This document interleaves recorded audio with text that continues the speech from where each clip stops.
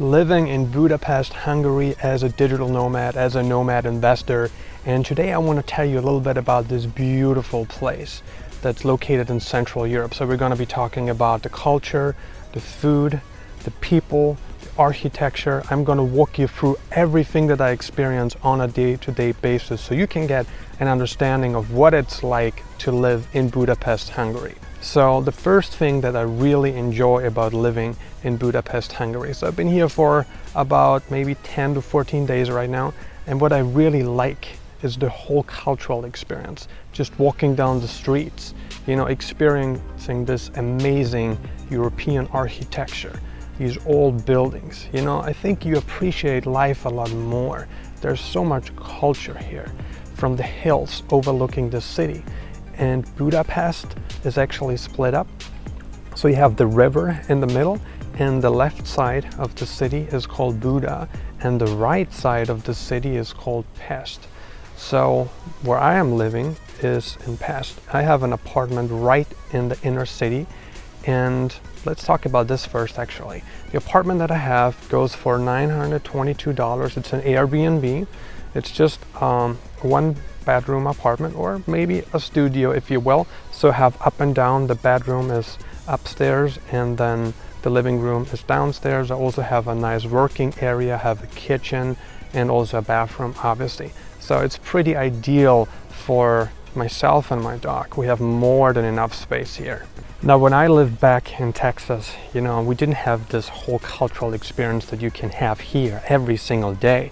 In fact, when I lived back in Texas, all I did was I drove to the restaurant to have food. There was no walking experience there. There was no staring at these old buildings and enjoying what we had created before. That just did not exist. But here I walk a lot. I think maybe about 1 to 2 hours a day. I take my dog for a long walk and he loves it. There's so many parks here, as you can see. We're in a park here and there's literally just one other person here. It's a Monday morning. It's 10:30 a.m. here in Budapest, Hungary, and it's peaceful. It's beautiful. The second thing I wanted to talk with you about today is the food. The food experience in Budapest has been absolutely amazing. Not only from a quality perspective, but also from an affordability perspective. So I have lunch like outside almost every day, right? I eat out a lot. And typically my lunch goes for about 5 to 7 euros, if it's a lot, but that gets me like a whole meal. So I have like a main dish, I have a soup, I have salad, and I also have a drink. So that goes for about 5 to 7 euros. Obviously you can spend a lot more too. Let's say you want to have Asian cuisine or you want to eat out at a fancy restaurant, then this can easily go up, to maybe, I would say 10 to 15 euros per lunch. But I'm more of a budget person when it comes to food, and I tend to spend no more than 10 euros on any given meal, right? Oh my God, I had an amazing Hungarian dessert. Go check this out. Next, how are the people here? Because a lot of us, we want to be in a place where we can feel comfortable, where we can feel at ease, where the locals don't really have a problem with us staying in the city or staying in the area where we are.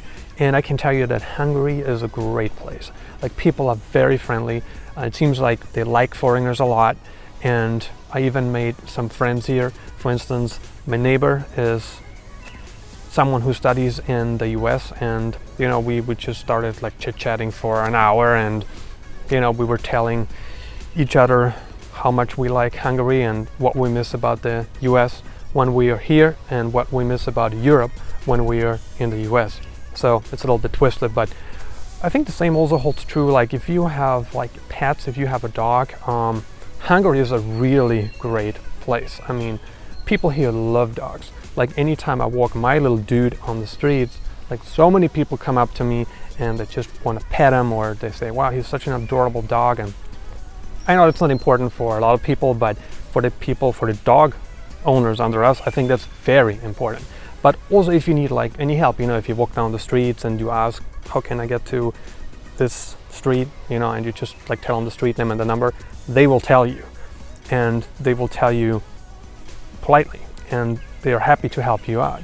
So I just had a great experience here, and I would even say, and I'm not sure if I should say that, but I was in Vienna before, and I think the people in Budapest are even friendlier than in Vienna. And there's a lot of expats here too. Like, I met a lot of people at parks, I met a lot of people outside. There's a lot of Americans here. There's a lot of other Europeans here that live maybe in England or, Germany, Austria, France, and they live in Budapest, Hungary, because it's a lot more affordable and they enjoy life here a lot more than they do back home.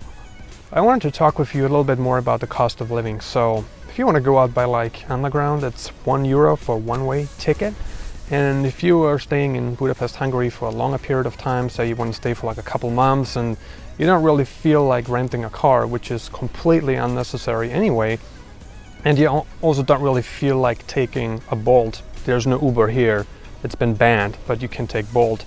Then what you can do is you can simply buy a monthly ticket, which goes for I think about €29, and you can use the underground, you can use the buses, unlimited. Okay, anywhere you want to go within the zone, you can do that for a 30-day period, and it's €29, which comes down to about €1 per month. Now, Airbnbs, okay?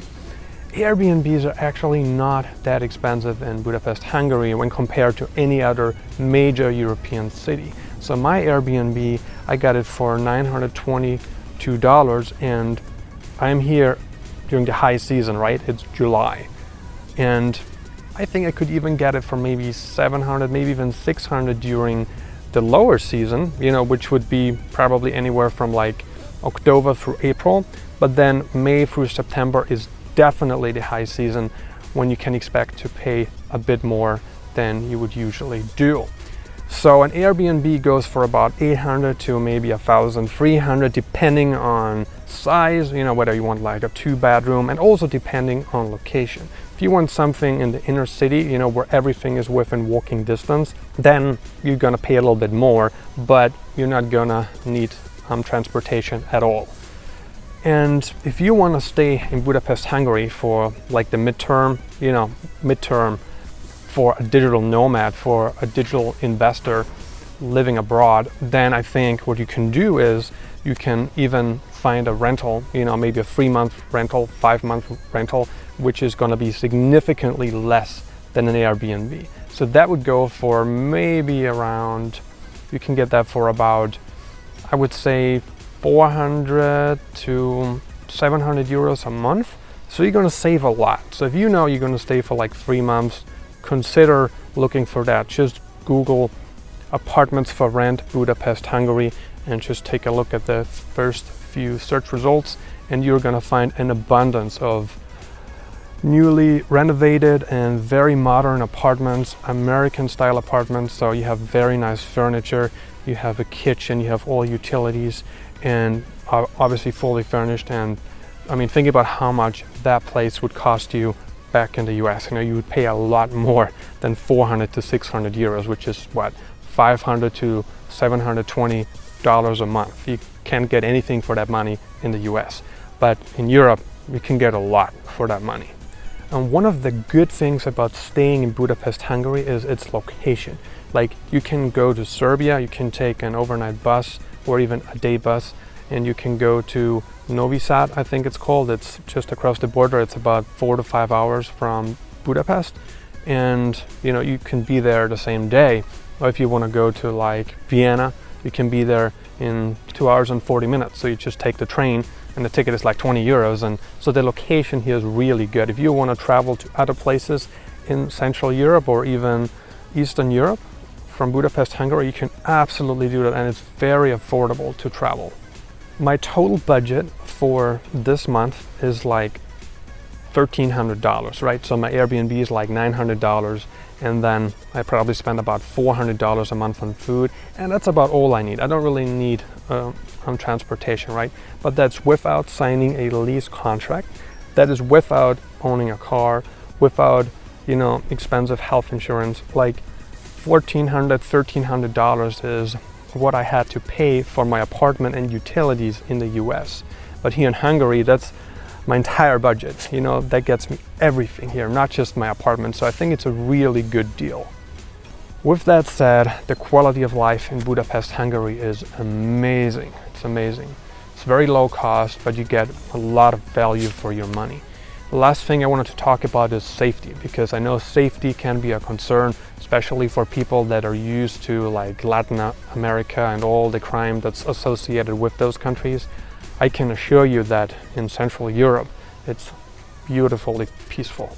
Like, even if you are, you know, out very late at night, nothing is going to happen. You know, people here are very peaceful. There's no crime in terms of like pickpocketing even. I mean, there's just not a lot of crime here in the city overall, right? So I think if you have concerns about coming here because of crime, don't worry about it. You're gonna be perfectly safe. If you wanna make friends with like-minded individuals, like other digital nomads, there is a lot of co-working spaces here. You can go to Impact Hub, which is also in the inner city. You can go there, get a free trial, and if you like it, you know, maybe go with like the month-to-month option, or maybe they have like a 10-hour pass or something like that. So you can go there whenever you feel like it, whenever you want to get out of your home and whenever you want to meet people. You know, you have more options then. I'm actually waiting for Southeast Asia to open up. So I'm a little bit on the fence right now. Should I stay in Budapest for a little bit longer? Should I go to a place maybe like Serbia or even Bulgaria, which is not too far from here?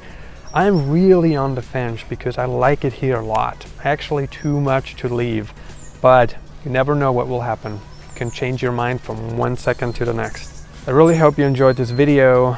Subscribe, turn on alerts, hit the like button if you want to help me out, and thank you for watching.